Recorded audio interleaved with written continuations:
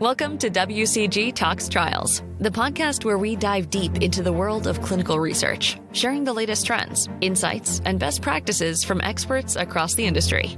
In each episode of WCG Talks Trials, we'll explore a different area of the clinical trial industry, while featuring a diverse range of clinical research and medical professionals. If you're passionate about advancing clinical research, improving patient outcomes, and driving healthcare forward, then WCG Talks Trials is the right podcast for you. We are so glad you could join us today. Hi, everyone. I'm Desiree Underwood-Williams, Director, Project Management Office at WCG, and I'm thrilled to be your host for today's episode, where we will recap the 2023 WCG Patient Forum and its key takeaways. Before we dive in, let me remind you to subscribe to our podcast and follow us on your favorite listening platform, like Apple Podcasts and Spotify, so you never miss an episode of WCG Talks Trials. We are joined today by my colleague, Steve Smith, President of Patient Advocacy at WCG. Welcome, Steve. Thank you so much for joining us today. Before we get started, can you tell us about how and why you got involved in patient advocacy in the clinical research industry?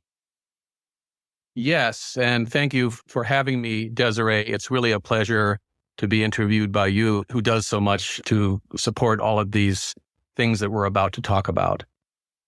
I got involved in patient advocacy some decades ago when my son, who was 3 years old at the time, was diagnosed with a rare disease for which there was no FDA-approved treatment. And that got me paying attention to things I'd never thought about before, as happens to many people when disease enters their lives. I learned over the next decade a lot about who all the players were, the drug developers, the regulators, members of Congress, other patient advocates and advocacy groups, and how they all work. And that was really my beginning, my first 10 years. Awesome. So now let's dive into our topic for today's episode. The 2023 WCG Patient Forum happened on October 25th. In its fifth year, the event highlighted collaboration between all clinical trial stakeholders and the modernization of healthcare and drug development. We're excited to ask Steve some follow-up questions to summarize the event and talk about its key takeaways and trends. So, Steve, tell us what the WCG Patient Forum is and the intent and motivation behind it. The WCG Patient Forum is a series of interviews, and it's conducted each year and presented in the fall as a multi-hour-long broadcast consisting of many short interviews with patients and their advocates. And this came from an in-person conference that happened some years ago. And at COVID time, we switched to virtual and discovered this is a great way to engage an audience, that people like something which is produced this way. We try to think of not only what is important, but what is interesting and will keep people watching. Its purpose is to elevate the voices of patients and their advocates, which includes all the experts in drug development as well as patients and their families, and elevate those voices so that the public can become aware of what the problems are that need to be solved. Where do we need solutions? And most importantly, what are the solutions? What do we all need to do, depending on what our role is in drug development, in healthcare, to make things work better so that we get more FDA-approved treatments, and so that people with unmet medical needs can get medicines that they need. That change is what the Patient Forum is all about, the change to a more modern drug development. And the forum is there to show everybody what exactly can be done to make this change happen. That's awesome. So I was fortunate enough to see the Patient Forum evolve over the years. What are some of the themes of the Patient Forum for this year? And are the themes different each year? That is a great question. There is definitely continuity year in and year out from the years before. So the very first Patient Forum that we did in a hotel before COVID was a conference type day. And we listened. In fact, the theme was, it's time to listen to the voices of patients in drug development. And in the room, we had patients and their advocates, which included people who work in hospitals at clinical trial sites and people who work in pharmaceutical companies. And everybody agreed the patient voice is important and can actually play a change role. But there was also general agreement that the organizations running clinical trials don't usually have the budget or the staffing to do these things, which we're all saying need to be done.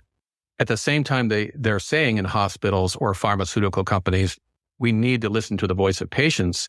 They didn't have the budgets and the staff to follow through with that. And that was coming directly from those folks that do work in those organizations. So over the years, we've listened. In 2020, when we went virtual, like this format we have now, the industry really learned and became interested in diversity, equity, and inclusion in healthcare and in clinical trials because of the events of 2020. We realized we had a public health crisis on our hands and that things could be done. And Desiree, that's when you began speaking. You spoke on a panel that year too. So you saw the interest in industry. We had great attendance that year and great engagement in the chat on the side. And industry pledging huge investments and staffing, like we said the year before, to get things done. So this year, we are now several years down the road from that. We had 1 or 2 or 3 or 4 sessions about diversity, equity, and inclusion. And in one of those, we asked people from the pharmaceutical industry, what has changed? Has this really gone somewhere? Was it just a fad? The answer is no to that. It isn't just a fad. But how do we know that things have moved forward since 2020? And we show that in this year's patient forum. There are other themes we also don't let go of because it isn't the kind of problem you solve overnight. These are the kinds of problems we're trying to get everybody involved, all the stakeholders, for the long run, and to define problems which are fundamental. So in other places where patients need access to medicines, rare diseases, difficult to diagnose and treat diseases like neurological disorders, Parkinson's, epilepsy, childhood onset diseases. There are so many of those. Also oncology, the big diseases. I'm mentioning some of them, Parkinson's, Alzheimer's, cancers. A lot of those are major diseases too. It's not always rare where people need something different. So we are talking about those things. And if you look at year after year, you see that we're building on the themes of what those stakeholders have told us the years before. So the patient forum is really a place where you can get your master's degree virtually, not literally, we don't give out credits, but virtually on these topics and become so well versed you can become a change agent.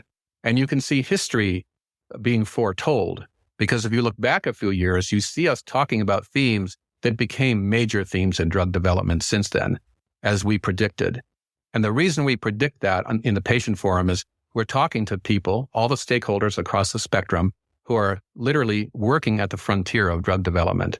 They're already pushing over that frontier. So we're not making this up ourselves in the ivory tower. We're bringing in people from all the different stakeholder groups who are very active and activist working at the frontier.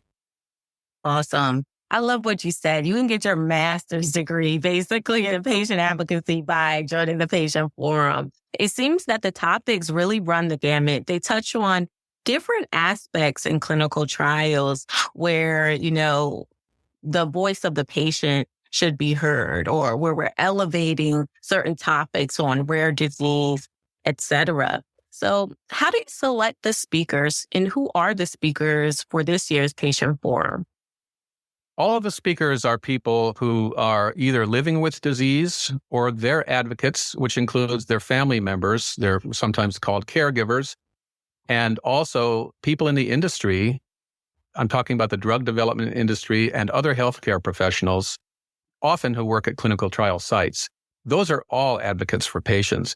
And we pick them because they are actually doing those things that we want everybody else to start doing.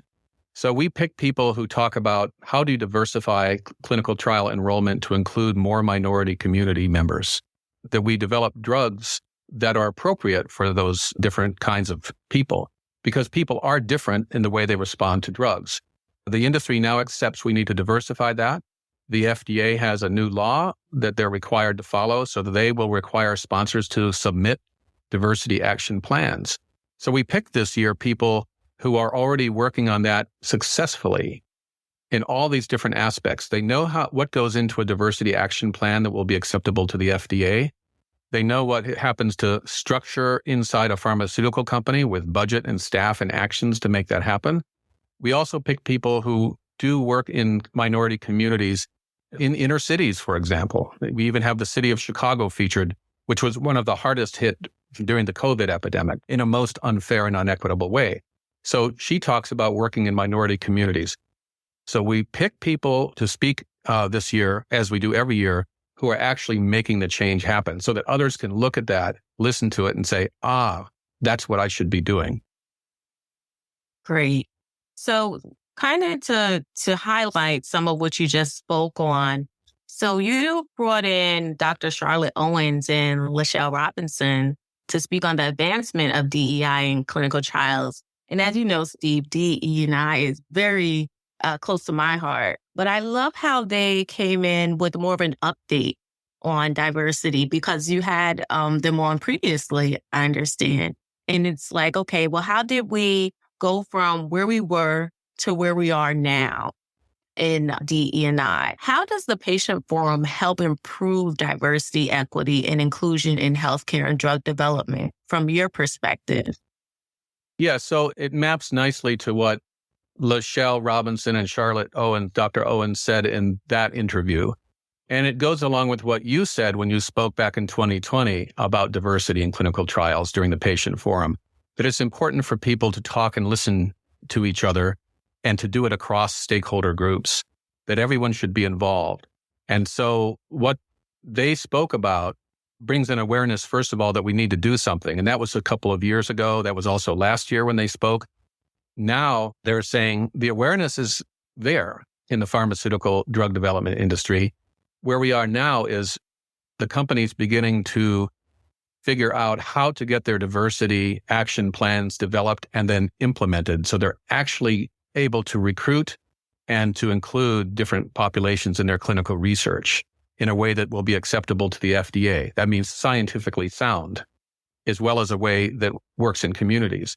And that what is important about the Patient Forum type listening is this is something where a lot of companies and hospitals are figuring it out now. They've accepted they're going to do it, and now they must do it because of law.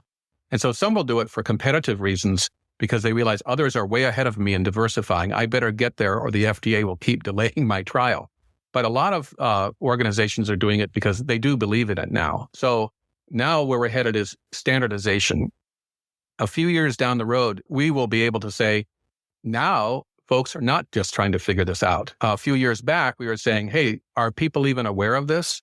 So we went from awareness to how to figure this out, let's get going, to a few years down the road, it will be standardized because it actually isn't something which is so difficult we can't figure it out. It's more the willingness, and now it helps to have a law to be compliant with. All of that comes from spreading awareness. The more we can spread awareness about those things, the sooner everybody will arrive at those conclusions. And it isn't, again, something being developed in an ivory tower. We're spreading awareness from the voices of those who are actually doing those things. So Dr. Owens, Lachelle Robinson, and a number of others were already working on this some years ago. They've been watching it a long time. So when they speak, other people will benefit from listening. Yes. And I think it's so important to understand the realm of DE&I in all of the different parts of our society that it touches, because we're working in drug development. We're trying to bring new drug therapies to market. So we have to make sure we're inclusive in that so everyone has an opportunity to access drugs that will help them. So I think that it's so great that you showed the update on that, and how we're moving along as an industry is so important. You also brought on Ronald J. Bartek for a discussion, and I found his work to be extremely encouraging and fascinating. His work in rare disease helped support a historic first drug approval in rare disease. So Ron mentioned in his talk for patient advocacy groups to get started. He said it can be so intimidating, but just get started. And now we see him being mentioned in this is such a historic first drug approval. How can you echo what Ron said, and how has patient advocacy changed drug development for the better?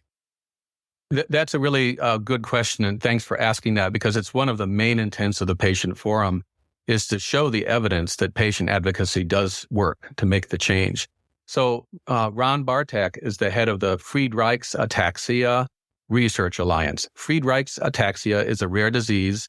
It is neurological and it is also eventually fatal for those who get it. And his son had it. So a little over 20 years ago, he and his wife and some other people got together and started doing research by speaking with the NIH and the FDA and with scientists. And that's the right thing to do. They reached out to other stakeholders and they started the advocacy group. They got the research going. They followed the advice of the stakeholders. And the most pivotal thing they did, if we just boil it down to one thing, is they created a natural history database of that disease.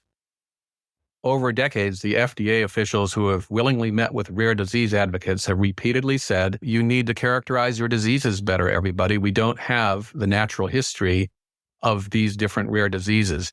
Natural history meaning we don't know how the disease normally progresses. When you have no drug, we don't have it.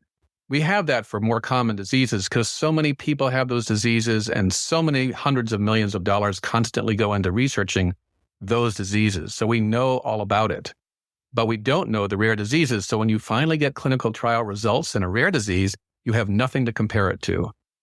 And scientists who do that research are saying to the FDA, please use our surrogate biomarkers. You can see the evidence our drug works so much more quickly if you use a surrogate biomarker instead of waiting for clinical manifestations, which could take a decade or longer. So basically, that dialogue right there needs to have some solutions because without it, we will never get drugs approved for rare diseases. All those children and all those parents being told there's no treatment, no cure, that will not change unless we figure out how to use surrogate biomarkers. That's some kind of biological measure that you can see very quickly after taking a medication. You see the disease is getting better if a biomarker goes up and down, but the FDA regulators are right to say, well, not so fast. That could mean something else. So they are right, and so are the researchers who are so eager. They are right. And so what has happened now is a much better listening to the patient communities, and the patient communities listening in the way Ron Bartek and his team of parents did. They listened when they were told, you don't have natural history data. So they began collecting it by going to the doctor 20 years ago, taking all their kids to all those doctors, but with some kind of structure. So year after year, they're collecting data that is going to have some kind of FDA regulatory weight in their decision-making. That's not easy, but they did it by collaborating so that this year, and here's why they were in the patient forum, they had their historic first ever drug approval for that disease. Finally, people with that disease can be told, and there is an FDA-approved treatment. Now, it's not a cure, but it's something. It slows the progression of the disease. And it was that natural history data created over decades by those parents and those physicians that was used to compare to the actual clinical trial result. And because they've been working with the FDA already was aware how good their database was. The FDA was aware how well structured it was. The FDA had actually helped them because they've created a database and a structure that advocacy groups can use with scientists together. So I had that long story of his. My telling of it is a little long because it's historic. And a lot of people that would go right by. But there are 10,000 or more classified rare diseases, and only a very small percentage have a treatment. So what they did, what Ron Bartek and his team showed, is how to make this happen. And now that they've showed it, it can happen more quickly. And when we hear drug developers say, and here's a mistake they often make, easy one to correct, they say, when you include the voice of patients, start in the beginning of the trial, start in phase 1. And what they're showing us, what Ron Bartek showed us is, no, you start way before phase 1. You start in what we call preclinical, when they haven't even started clinical trials yet. Go to your patient community, make sure there's natural history data or whatever other data or organization is missing, and organize for that. That's awesome. You speak a lot to different patient advocacy groups, and I heard you mention just now that they really should be connecting with the FDA in preclinical. Do you know what type of guidance the FDA might provide those who are looking to get into patient advocacy and express how important it is to connect in the preclinical stage? Yes, awesome question. Patient advocates, some in the early 2000s, I would say, became much more sophisticated than they used to be in their organization and collaboration with the FDA. And what they came up with together, and Congress helped. Congress has become more collaborative too, as patient advocates continually go to Capitol Hill and speak with all members of Congress constantly. And we got something called patient-focused drug development. We got it in the law. You'll see some major law in 2012 and 2016. The PDUFA laws, they're called, is a technical term. In 2016, we had 21st Century Cures, which was 400 pages of legislation. And those things defined, and then more sharply defined, patient-focused drug development, an FDA program that requires the FDA to listen to patients and requires them to set up the mechanisms. That's moved forward so that now patient groups can ask for FDA meetings to talk to them about their disease, to hear them out about what patients and their families think is important to them, about the symptoms they'd like to see improved, not just wait until the clinical trials planners turn in endpoints and say that's what's important. But by then, we want the FDA already to have heard from the patients, and then together they talk with drug developers to form how the clinical trial will be formed. So patients have become better and better at using that law, using that invitation now that the FDA puts out. And the FDA has gotten better at restructuring it in new guidances over the years to make it more effective.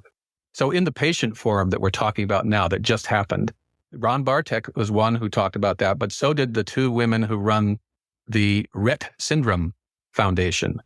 They started decades ago working with their patient community to make them clinical trials savvy. So they're aware enough of why sign up for a clinical trial with all of its uncertainty and all of its risk and all of its basically inconvenience, all those doctor visits. Why? Because if they don't sign up, then the companies that sponsor the trials might be scared off. They might take their money and go somewhere else where people will sign up for a trial. So Rett Syndrome Foundation succeeded, and they got their first drug approval this year as well. And one of the things the CEO of the Rett Syndrome Foundation, Melissa Kennedy, said is that we have, for the first time ever, this drug approval, and it really helped that we took the patient community to the FDA prior to their consideration of the compound, meaning before they got all the data and worked to make their final decision about approval, they had met with the Rett Syndrome Foundation in one of these official FDA-sponsored listening sessions. So this is something advocacy brought about by collaborating with the FDA, collaborating with members of Congress, and collaborating with each other, other advocacy groups. And now we've seen it evolve to this level of maturity where we're getting first ever drug approvals, and the folks that are behind those in the advocacy group say those FDA sessions are really very valuable. Great, great. So the patient forum truly does amplify the voices of patients and elevates the voices. How do you feel this helps to modernize drug development and push it forward?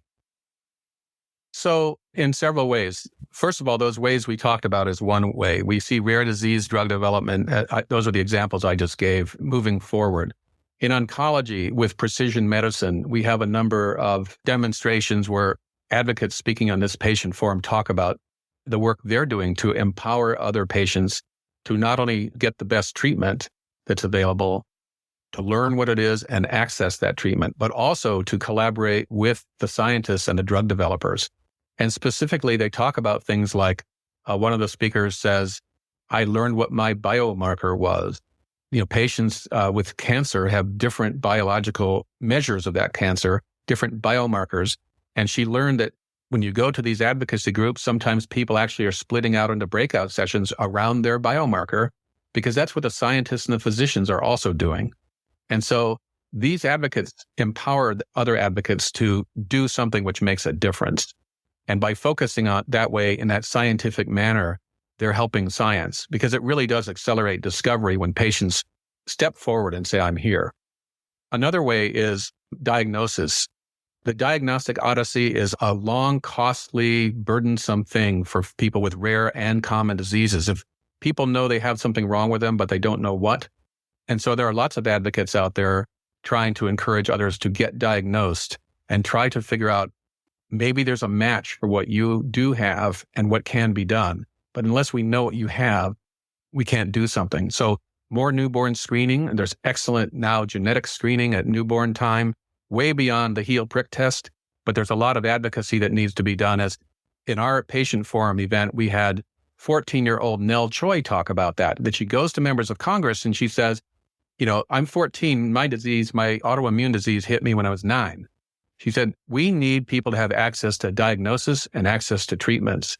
And here's why they don't. And here's some pending legislation you could support, members of Congress, that do. So that's a way advocates are modernizing, because if they start to support those things, they're going to bring a lot more diagnosis using modern genetic medicine to a lot more hospitals where parents can access those things. I have to echo what you said about Nell Choi. Her story was inspiring in how she uses her platform. Throughout the patient forum, you highlighted the rare artists. And I noticed that Nell Choi was highlighted there as well, and a lot of other individuals from different backgrounds. So I think knowing that the patient forum highlights not just information that patient advocates can glean from on how to better their program, it also highlights the actual stories that people from different generations, different backgrounds are going through. It makes everything more human, so to speak. And I thought that was super inspiring. To kind of close us out, how can big pharma or biotechs better engage patients during the drug development process and better build out patient advocacy programs? That's a good question. And a lot of biotechs and pharmaceutical companies are doing a very good job at this now. And when they're doing a good job, what they're doing, those that are doing the good job, are engaging patients and keeping them engaged throughout the whole drug development process. Ideally, as we talked about before phase 1, but definitely in all the phases and beyond, and have some continuity and have some budgeting and staffing and planning so that the protocol of the clinical trial is influenced by what they're learning from the patients. That is a major thing that still sometimes gets left out, that they say patient advocacy, they're down the hall in that office. And over in this office are the powerful people that are the scientists developing the protocol. That's wrong. It's a failing process which has not generated what we need.